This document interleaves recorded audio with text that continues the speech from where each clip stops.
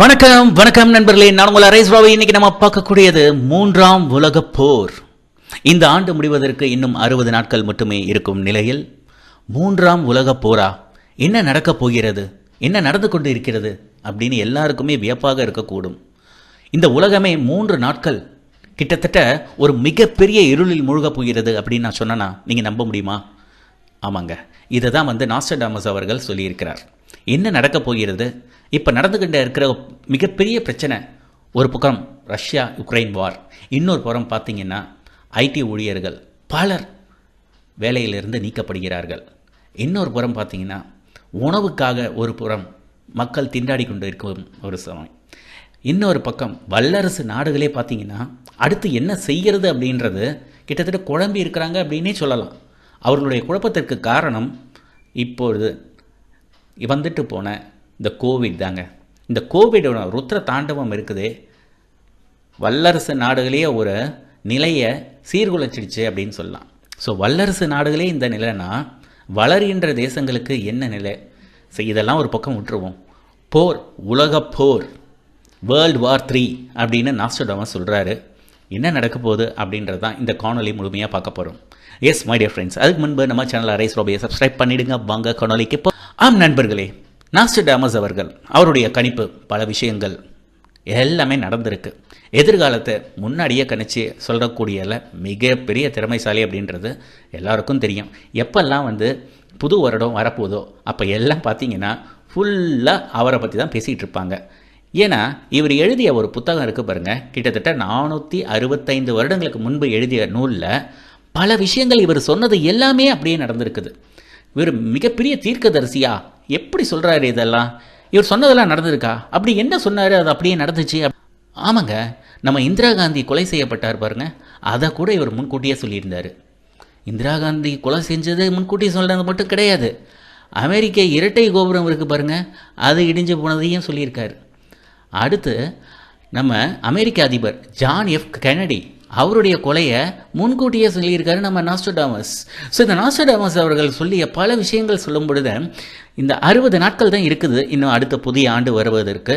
அதுக்குள்ளார என்னென்னலாம் நடக்குமோ அப்படின்னு குழப்பத்தில் இருக்கக்கூடிய மக்களிடையே இன்னொரு ஒரு பூகம்பம் என்ன அப்படின்னா மூன்றாம் உலகப் போர். இந்த உலகப்போர் மிகப்பெரிய அளவில் சேதத்தை உருவாக்க போகுது. கிட்டத்தட்ட நம்ம கற்காலத்தை நோக்கியே நம்ம நகரப்போகிறோம். மீண்டும் முதலேந்தா அப்படின்னு வடிவேல் காமெடி மாதிரி திரும்பவுமா அப்படின்னு ஃபஸ்ட்லேருந்து ஆரம்பிக்கிற மாதிரி, கற்காலத்துலேருந்து ஆரம்பிக்கிற மாதிரி ஒரு நிலை வரப்போகுது அப்படின்னு லைட்டாக ஹிண்ட் கொடுத்துருக்காரு. என்ன? எஸ், மூன்றாம் உலகப்போர் கிட்டத்தட்ட 7 மாதங்கள் நீடிக்கும் அப்படின்னு சொல்கிறாரு. இதில் பார்த்தீங்கன்னா லட்சக்கணக்கான மக்கள் இறக்க நேரிடும். பூமியின் வரைபடத்தில் பார்த்தீங்கன்னா பல நாடுகள் இடங்காணாமல் போயிடும், அது இருந்த இடமே இல்லாமல் போயிடும் அப்படின்ற மாதிரி சொல்கிறார். இதனால் பார்த்தீங்கன்னா மக்கள் பல பேர் செத்து மடிவார்கள். மீண்டும் கற்காலத்திலிருந்து மனித குலம் திரும்ப ஸ்டார்ட் ஆகும் அப்படின்ற மாதிரி இவர் சொல்கிறார். என்னடா அது, இருக்கக்கூடிய சூழ்நிலையில் இன்னொரு ஒரு போரா, அதுவும் உலகப் போரா, மூன்றாம் உலகப் போரா, மூன்றாம் உலகப்போர் வந்தால் என்ன நடக்க போகுது அப்படின்னு இன்னொரு ஒரு விஷயம். ஆமாங்க, இந்த மூன்றாம் உலகப் போர் கிட்டத்தட்ட பல நாடுகளுக்கு இடையே நடக்கக்கூடிய இந்த போரானது ஏராளமான பேரோட உயிரை பலி வாங்கும். அது எல்லாருக்கும் தெரிந்த ஒரு விஷயம். ஆனால் கிட்டத்தட்ட 3 நாட்கள் இருளில் மூழ்கப் போகிறது அப்படின்னு சொல்கிறாரு நாஸ்ட்ரடாமஸ். 3 நாட்கள் இருளில் மூழ்கப் போகிறதா, என்ன சொல்கிறார் இவர் அப்படின்னு நம்ம கொஞ்சம் யோசித்து பார்த்தோன்னா, நம்ம வாழ்கின்ற இந்த நம்மளுடைய இந்திய தேசமாக இருக்கட்டும், இந்த வல்லரசு நாடுகள்லாம் பார்த்திங்கன்னா அவங்க எதுக்காக போர் செஞ்சுருக்காங்க அப்படின்னு பார்க்கும் பொழுது குறிப்பாக எரிவாயுக்காக தான், ஆயிலுக்காகத்தான் போர் நடந்திருக்கு. எல்லா இடத்துலையும் பார்த்திங்கன்னா அந்தந்த நாடுகளை சேர்ந்த தலைவர்கள் அவங்களுக்கு சாகசமாக யாரெல்லாம் இல்லையோ அவங்கள கொன்று போட்டுருவாங்க. கிட்டத்தட்ட ஆயிலுக்காக, எண்ணெய்க்காகத்தான் போரே நடந்திருக்குது. இப்போ நடக்கக்கூடிய போரானது வேறு லெவலில், வேறு விதமாக, வேறு ஒரு காரணத்துக்காக நடக்க போகுது அப்படின்றது தான் இங்கே முக்கியமான ட்விஸ்ட்டு. மேலும் பார்த்தீங்கன்னா இந்த போர் பல பேருடைய உயிரை வாங்கும் அப்படின்றத விட 3 நாட்கள் அப்படியே நம்ம உலகமே இருட்டில் இருக்கும். அந்த 3 நாட்கள் கழித்து தான் உலகமே வெளிச்சத்துக்கு வரும் அப்படின்றாங்க. வெளிச்சத்துக்கு திரும்ப வரும்போது எப்படி இருக்கும்னா மீண்டும் கற்காலத்திலிருந்து வாழ்வை தொடங்கும் நிலையில் தான் அப்படித்தான் இருக்கும் அப்படின்னு அடித்து சொல்லியிருக்காரு நாஸ்ட்ரடாமஸ். என்ன கேட்குறதுக்கே நமக்கு ரொம்ப கஷ்டமாக தான் இருக்குது. என்ன நடக்க போகுது அப்படின்னு பார்த்தீங்கன்னா, எதற்காக போர்? எண்ணெய்க்காகலாம் கிடையாதுங்க. நிக்கல் வார். நிக்கல், லித்தியம், பிளேடியம், இந்த செமிகண்டக்டர் சிப்ஸ் இந்த மாதிரி இருக்கிறதுக்காகத்தான் வார். அதுதான் இவர் 3ஆம் உலக போர்னு சொல்கிறாரு. கிட்டத்தட்ட இதுக்காகத்தான் மிகப்பெரிய போர் அடிச்சுப்பாங்க. ஏன்னா இந்த நான்சி பெலோசின்றவங்க டாய்வான் போனாங்க பார்த்தீங்களா? எதுக்கு? டாய்வானில் செமிகண்டக்டர் சிப்ஸு. மேலும் பார்த்தீங்கன்னா அது அவங்க பங்காளி சண்டை, சைனாவும் டாய்வானும். ஆனால் இவங்க உள்ளார பூந்து இவங்க பண்ணக்கூடிய சேட்டைகள். மேலும் யுக்ரைன், ரஷ்யா அது அவங்க பங்காளி சண்டை. ஆனால் நடுவில் அமெரிக்கா உள்ளார போயிட்டு அவங்களுக்கு தேவையான அவங்களுக்கு ஆயுதங்களை சப்ளை பண்ணுறது, இந்த மாதிரி பல விஷயங்களை செய்கிறதுனால கண்டிப்பாக இது மிகப்பெரிய அளவில் போரை உருவாக்கக்கூடிய நிலைத்தான் வரப்போகிறது அப்படின்றதில் எல்லா அளவில் கூட சந்தேகமே கிடையாது.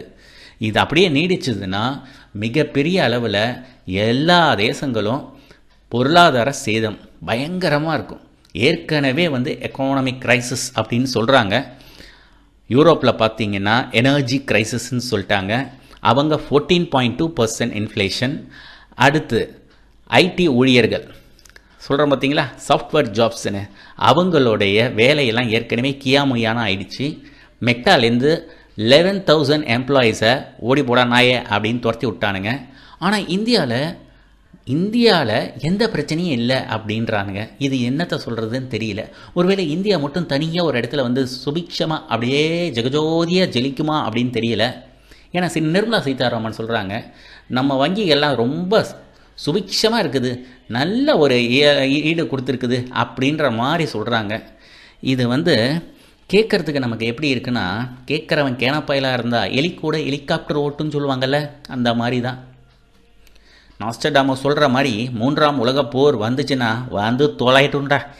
இந்த நாட்டில் இவனுங்கள மாதிரி ஆளுங்கள்லாம் நம்ம நாட்டை ஆண்டு நம்மளை ஒன்றும் இல்லாமல் ஆக்கி நம்மளை இப்படி ஒரு நிலைமைக்கு கொண்டு வர்றது, இந்த நாட்டில் அப்படி வாழ்றத விட போர் சேர்த்து தொலை வேண்டாம் அப்படின்னு பல பேர் நினைக்க தோணும். எது எப்படியா இருந்தாலும் சரி, ஒரு விஷயந்தாங்க என்னென்னா, அவர் லைட்டாக ஒரு ஹிண்ட்டை தான் கொடுத்துருக்காரு. இந்த ஹிண்ட்லேருந்து என்ன நடக்க போகுது, இன்னும் 60 நாட்கள் தான் இருக்கிறது. 60 நாட்களில் என்னென்ன நடக்குமோ, அல்லது அடுத்து வரக்கூடிய புதிய ஆண்டில் நமக்கு ஏகப்பட்ட பிரச்சனைகளோட தான் துவக்கம் இருக்குமோ அப்படின்றதும் ஒரு மிகப்பெரிய ஐயம்தான். கிட்டத்தட்ட நிக்கல் வார் தான் 3ஆம் உலகப் போர். அதில் எந்த அளவும் சந்தேகமே கிடையாதுங்க.